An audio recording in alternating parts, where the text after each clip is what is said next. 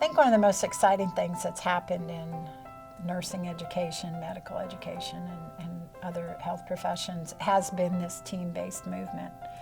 And a lot of things have come together to make it perfectly clear that no one profession in the health arena can really meet the incredibly complex needs of patients and their families, both inpatient and out into all these other settings. So the time has never been as good as it is right now because people know that team-based care is absolutely critical if you're talking safe, quality, and accessible care. And that's what we talk about here at Duke. So now we have a building, we have a phenomenal leader in Mitch Heflin. He is actually looking as we speak, interviewing faculty from each of the 4 programs who are interested in joining his team. And so I think there's, being Duke and being the amount of resources that we have put into this, I'm perfectly confident that within the next few years we are going to be seen as one of the national leaders. And that excites me a lot because I think it's the right thing to do for students, and I think it's absolutely the right thing to do for patients.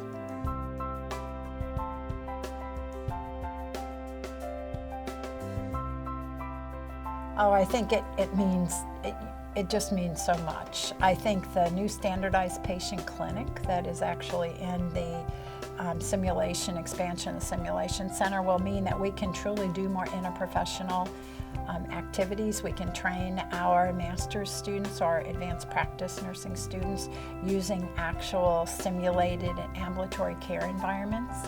And that is really, I think, just the state of the art. I think the other thing it does is it allowed us to put the new Institute for Interprofessional Education and Care into a space that was already, a building that was already going to be for 2-3 different professions. And that made it just really feel like it could propel us into the future in terms of interprofessional education initiatives. It's also wonderful to be able to have our PhD students right next door, shall we say, to the researchers that they work with, and we've been able to accomplish that. So there's so many actually things I don't think we anticipated, that positive things that have allowed us to look more to the future than we even expected.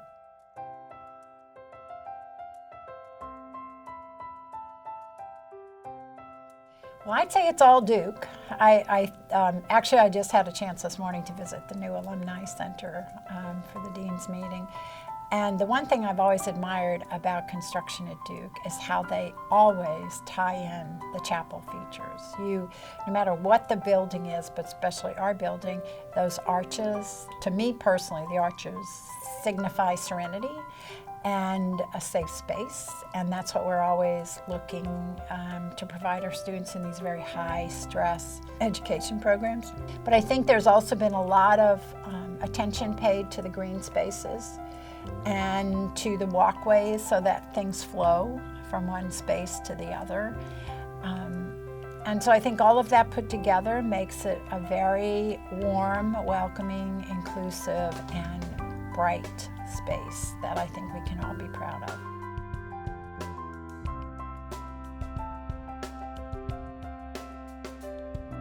Easy in one word. But the only reason I say that is because we have such phenomenal leaders in the school that, they've built 2 other buildings over the last 10 years.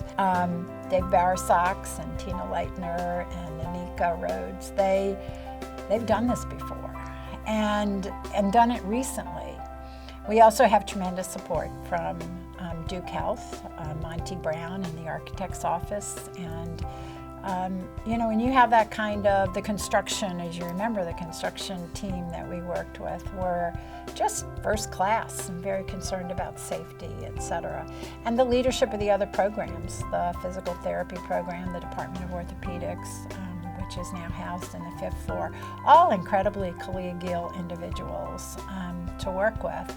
So I feel like I didn't do anything except say, of course, why would we not do this?